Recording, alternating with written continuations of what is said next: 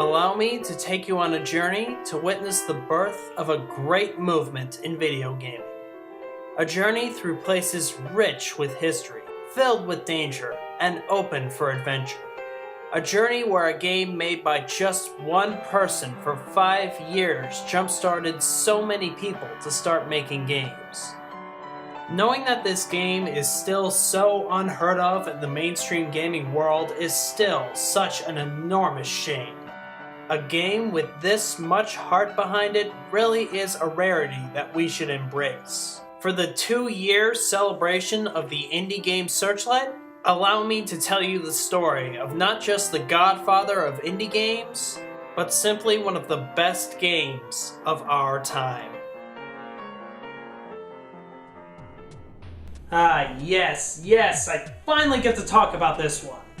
Cave Story is a 2D action platformer released in Japan as freeware under the name Dokutsu Monogatari, which roughly translated in English means Cave Story. Cave Story is actually a temporary name, but as Pixel went on making the game, he realized that the name really stuck. What's that? What's Cave Story, you might be asking? Who's Pixel, you might be asking? Alright, well let me give you a full disclosure on what this video is intended to do. This is to be the full story behind Cave Story. What I'm going to go over is why this is such an important game in the indie gaming movement, the history and philosophy behind the game's creation, and why it's such a groundbreaking and phenomenal experience. You may want to pause this video right now and grab some popcorn because I have a lot to say and it's gonna be a long one. I have no shame. Cave Story, released in 2004, was created by Daisuke Amaya, who also goes by the name Pixel. He did everything in the game, including the programming, designing, creating the music, characters, story, everything, all by himself. There's a specific reason why Cave Story isn't considered just a great game, but one of the most important and influential games of the past generation. And not just for the indie community. Nowadays, it's not entirely unheard of to hear that 1 or 2 people have developed and distributed a great influential game all by themselves. On top of the technology and resources getting a lot cheaper and more accessible to the public, there's now plenty of venues to get the word out about your game. The thing that was so remarkable in 2004 is that it was hard to believe that one person was able to create a completely original, full-fledged, 6-hour adventure that could stand next to the likes of a Super Mario or a Metroid. It's not to say that an indie gaming scene wasn't there. Small dev teams distributing their games independently certainly happened pre-2004, such as games made for Newgrounds or the Adventure Games Studio. But for the most part, these small teams distributing their games hadn't really caught on with the public eye yet, and some of the technology was still very limited. The downloadable service Steam had only just started a year before Cave Story released, and the Xbox 360 a year later, and the Wii and PS3 longer down the line. You also have to consider that this is a time even before YouTube. I know, hard to think of, right? Facebook only just started as a private service, and Twitter was 2 years down the line. Outside of a few print magazines and sites just starting out, the social networks were still very limited, so there wasn't as much of a convenient way to get your game recognized for a market that simply hadn't started yet.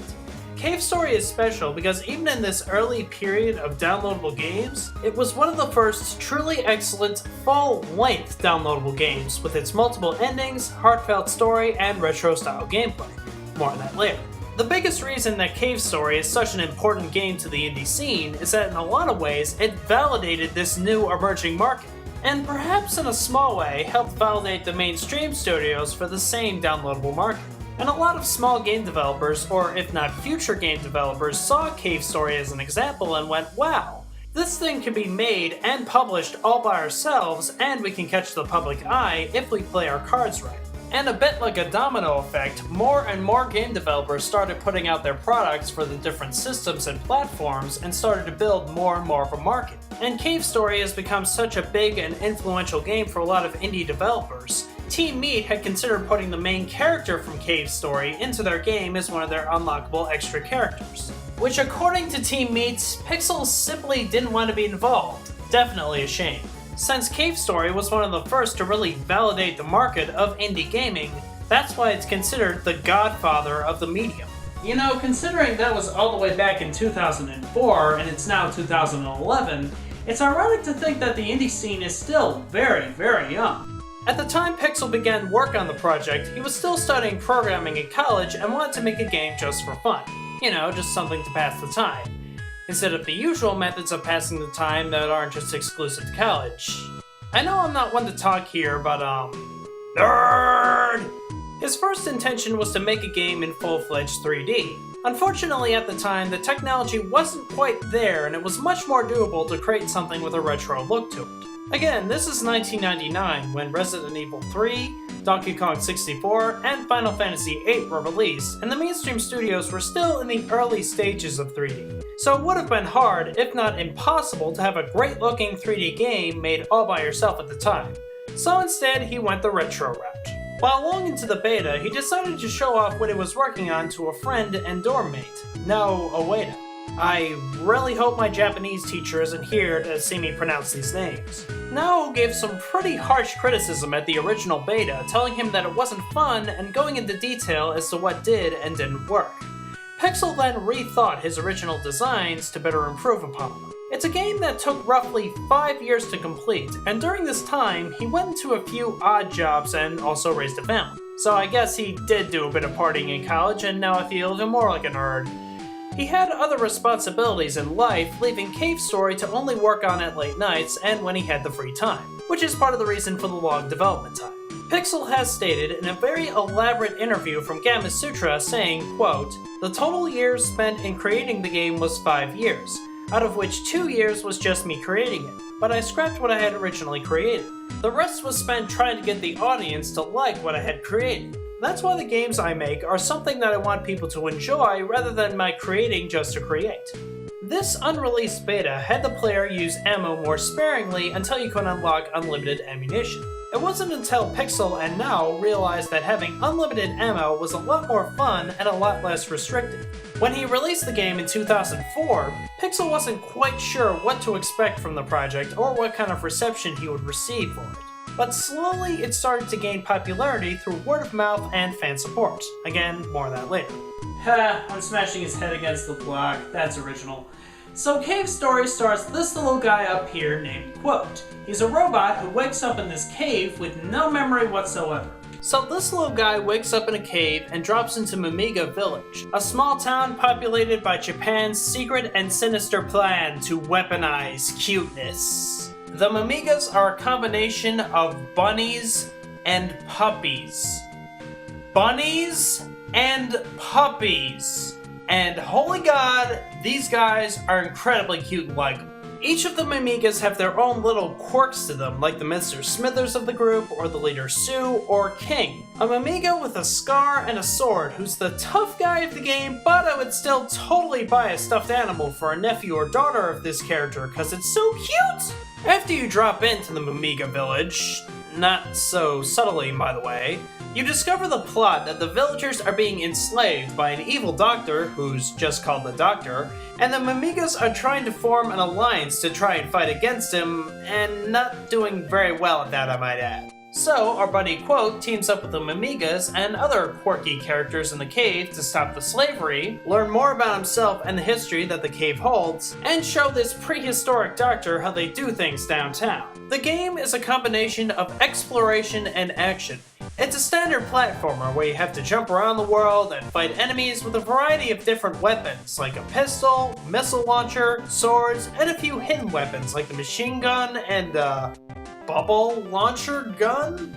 Bubbles? Well, alright, let's bubble our way out of here!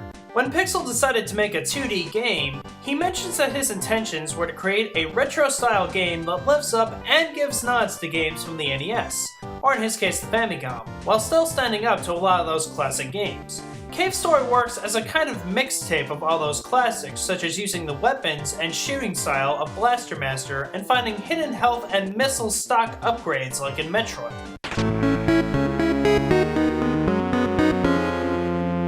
Sound familiar? These different weapons range in usefulness and can be helpful in certain situations, like the sword being able to spread across a swarm of enemies, and the missile having a little bit more of a punch to it, and the fireball gun is really good against ground-based enemies for some tricky situations to get through later in the game. Your arsenal of weapons has different uses later in the game. But one design choice with these weapons that sets Cave Story apart and makes it a very compelling experience is its upgrading system. For each of its weapons, it starts out at level 1, and you can slowly upgrade your equipment by blasting the enemies which leave behind sparkling triangles. A possible link towards another Nintendo game? I have no shame. If you gain enough of these triangles, your weapon levels up and has more power to it.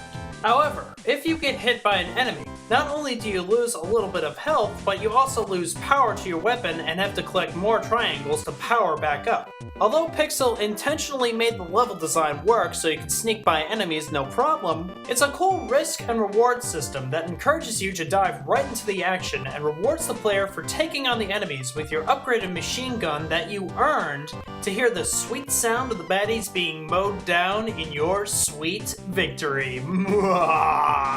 Also, a little side note about that machine gun that you probably just upgraded. You can shoot it directly below you and you can hover for a few seconds. Along with a nice sense of freedom of just gliding along the level, it's definitely useful to get through some of the trickier platforms and enemies.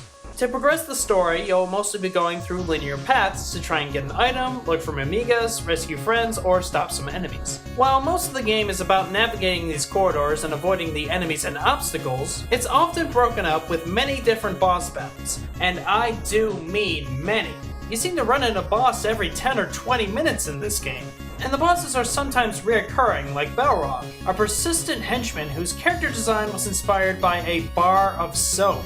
So technically you could blast away at the soap with your bubble gun to help out the bunny-puppy hybrids against the evil doctor with a powerful crown inside the large cave. Oh, video gaming. There are also a few other boss battles in this game that have some very elaborate planning behind them, like the giant frog or battling the huge tank. The boss battles help break up the shooting and add a lot of variety and work great for the pacing. Just the right amount where you're into shooting and going through the corridors, then it's a boss battle, then the shooting feels a lot more fresh again. These boss battles range in difficulty, obviously fitting with the game's well-balanced difficulty curve. Again, some of the weapons work better than others for different baddies, but not at the point where you have to look it up on GameFAQs for hidden weapons to figure out how to beat them. So while Cave Story is a mostly linear game, that's not to say that it doesn't have its hidden secrets and goodies. Cave Story itself has 3 different endings to it: a bad ending, a good ending, and a best ending. In order to get the best ending, there are parts where you have to ignore certain people, find some hidden items, and make sure that one key person in the story stays alive. This also means you'll have to go through the Hell level, and trust me, this thing is very appropriately named the Hell level. As of right now, I haven't had a chance to beat this incredibly hard test of your ability to play Cave Story. Deciding to take this hidden path opens up new things in the story regarding the main characters. But you definitely shouldn't feel like you have to take this main path. If you take the regular good ending, it's still a satisfying conclusion to the story. And you can always decide to skip the Hell level and just go after the regular good ending. It isn't terribly cryptic to figure out, but again, if you're stuck, there's always the internet. And there's no shame in that, right? I'm no less of a man because of it, right? Alright, now that I've talked your ear off about the design choices, let's talk about the real heart of the game right there in the title: the story. Throughout the game, you run into a variety of characters with funny traits and lines, like Curly Brace, a quirky rogue robot who wants to protect the Amigas, and I do indeed mean quirky in every sense of the word. Misery, the Doctor's sidekick, who never really seems to want to fight you. Yeah, you better run before I bubble you to death! A group of scientists who've been betrayed by the Doctor, and the various Amigas, which I mentioned earlier. The overall theme of the game, as you might be able to tell, is animal cruelty. The game takes a highly sympathetic look at how humankind abuses the world and the people around them for power. But how Cave Story works with this theme really feels fresh and hits home. The tone does have its lighthearted moments and makes you really care about who the characters are and what's happening. Pixel obviously spent a lot of time giving the world and its characters a detailed backstory. As you go on, you'll slowly understand what's going on when you're thrown into the middle of this war. And I do mean war.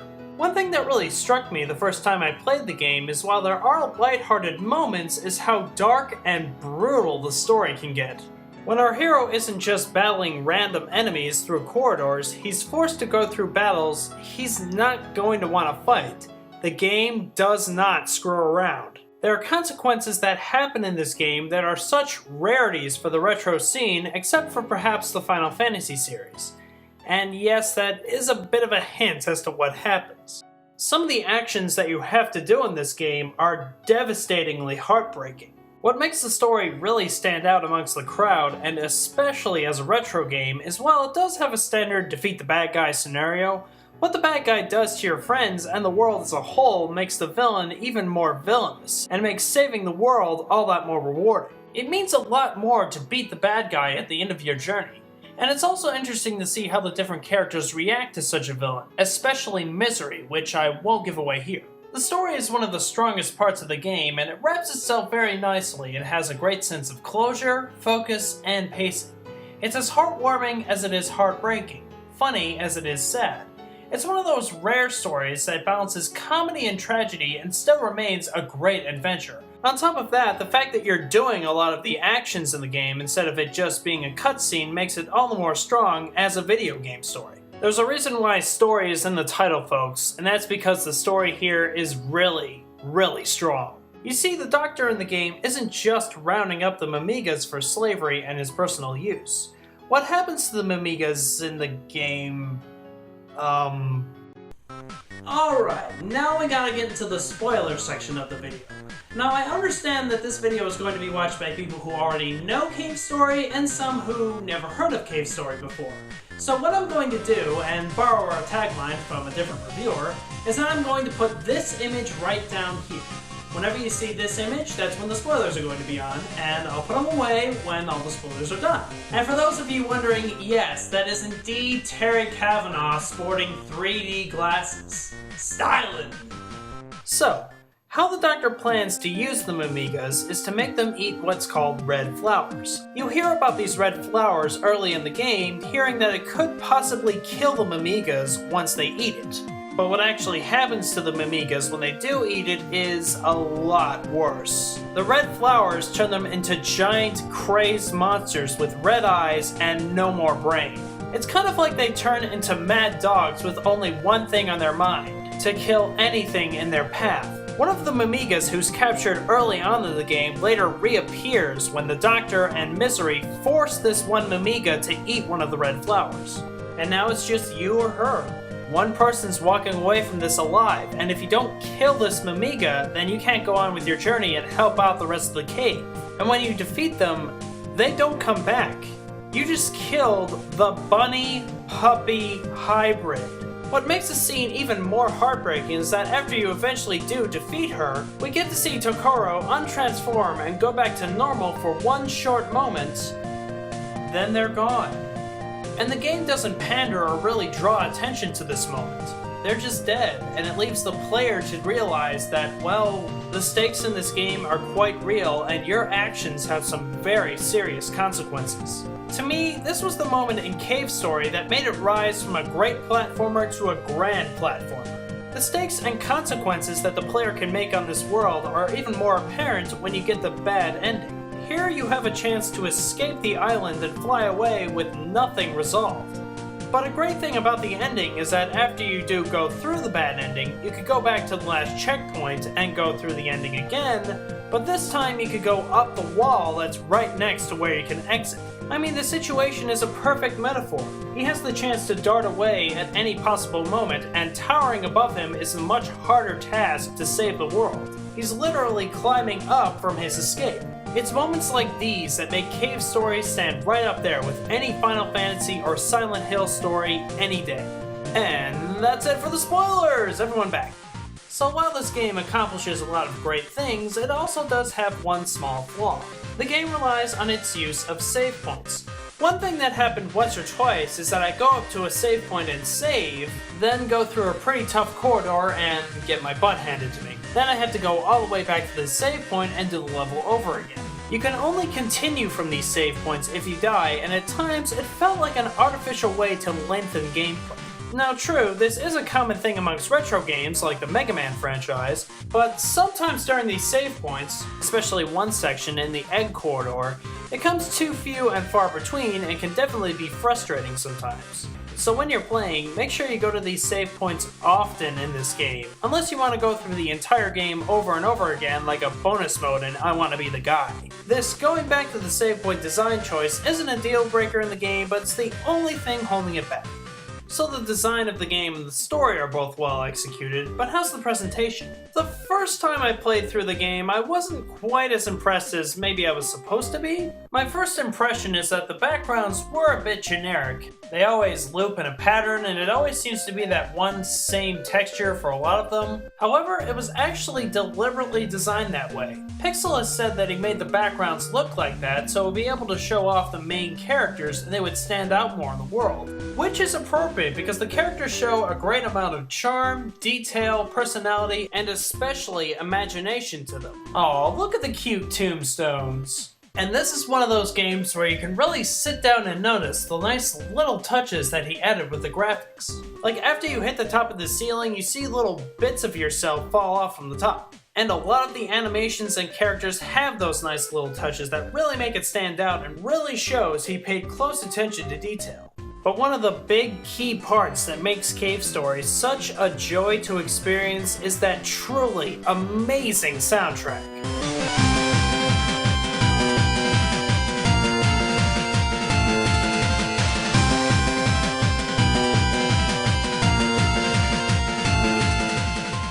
Also keen on the retro experience, each song carries strong melodies and have a different range of tone and style. You got some nice hanging out music for inside the buildings.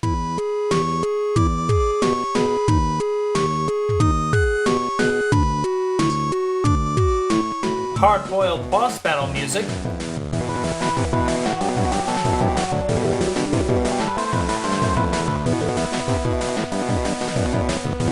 And adventurous exploration tracks.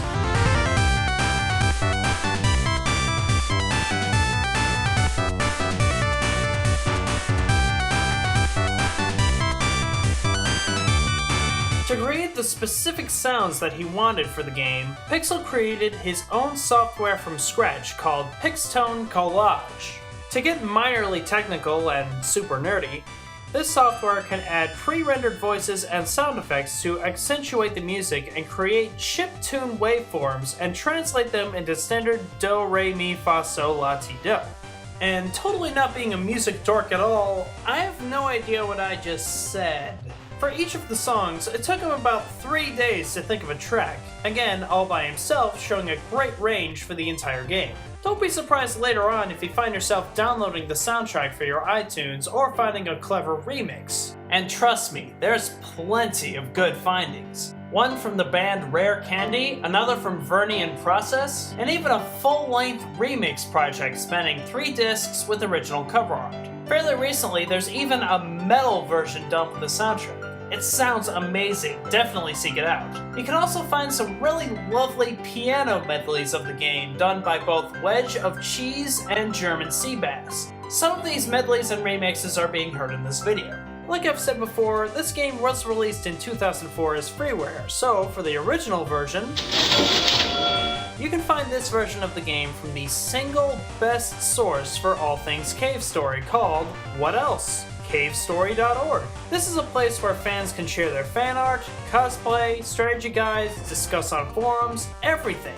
The website has the original game with a large range of different language patches and ports. Just to name a few, you can play this game on the PC, the Mac, the PSP, Linux, the Xbox, and even a graphing calculator.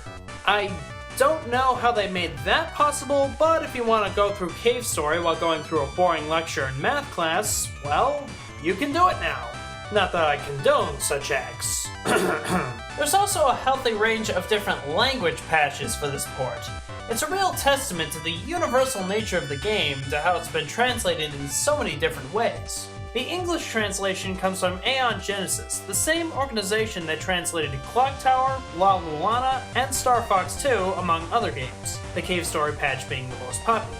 Oh, and by the way, it is freeware, so definitely no guilt when downloading this game. Without these dedicated fans making all these patches and spreading the word about the game, chances are nobody would have even heard about the game, and possibly there wouldn't even be a Bit Trip, Super Meat Boy, or Minecraft to a certain degree. Pixel owes a lot to these dedicated fans who made the game so accessible outside of Japan.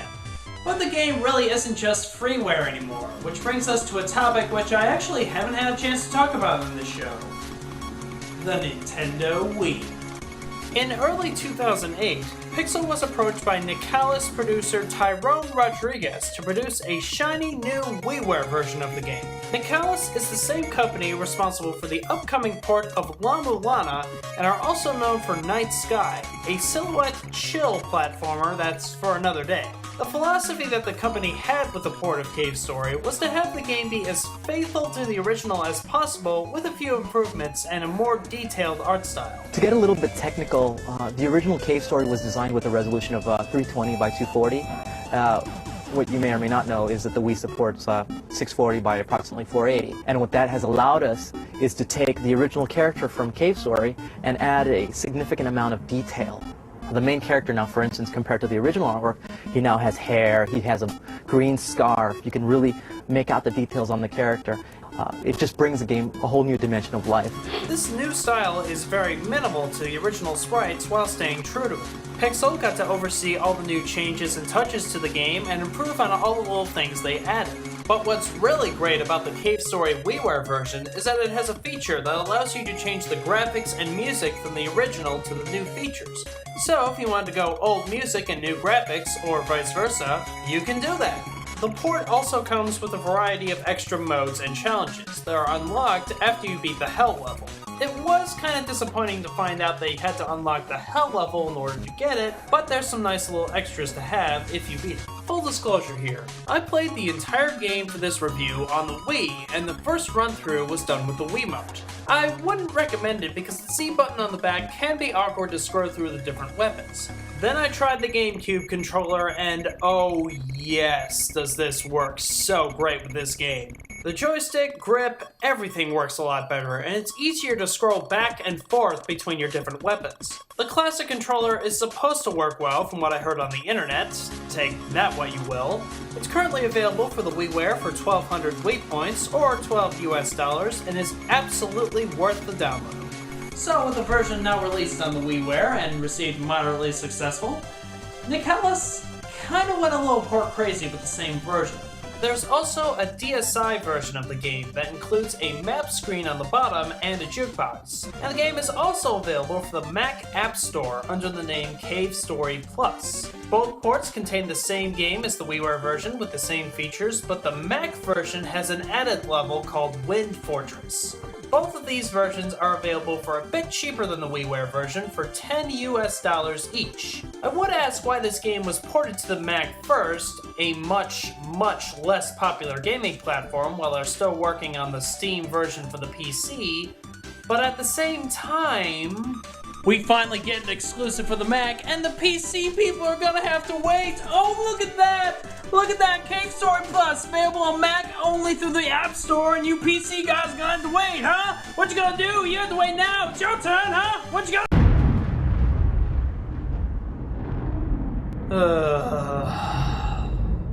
So as I was editing this video, the Steam version recently got released. But speaking of exclusive, in the midst of some other random video game that I'm sure nobody's ever heard of or is even talking about at this time, Nicalis teamed up with NIS America to bring us a full 2.5D port of the game, having all the features of the WiiWare port and a brand new art style. The reviews have been pretty kind towards this port so far, but unfortunately, me without a Nintendo 3DS, I can't really say anything about it. But to sum this all up in a much shorter way, the freeware version is still available at cavestory.org with its many ports, but I would highly recommend either the WiiWare version or the Steam version of the game. The GameCube controller feels amazing, and when you get the new features, play modes, and challenges, you also help support Pixel, which is always a plus. The good news with the Steam version is that it's on sale right now for its grand debut on the PC.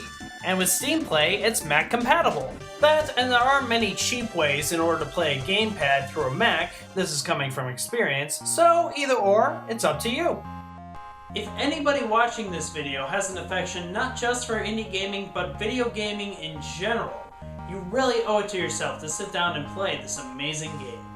This game helped pave the way for some of the best experiences that we've had in recent years, where any developer from anywhere, from any background, can create a game and have it be celebrated around the world. And instead of just being an influential game, it's something with real heart to it, with real passion, with real drive. As much as this game does remind me of days of my youth and the retro days of old, it also reminds me that the days of new are still going to have moments like these. And I'm still going to have passion for this medium that I loved as a child and will love as an adult, and I hope will keep loving throughout the years to come. This game isn't just a project or adding a number to whatever franchise that this company is going for. It's just somebody in his garage doing it out of love. You know, it's funny how things can work out sometimes. One guy just makes a game for about 5 years in his room just to pass the time, and because of that, the future of my hobby has never, ever looked bright. Thank you for now 2 years of the Indie Game Searchlight, and I hope you enjoyed watching. Huzzah!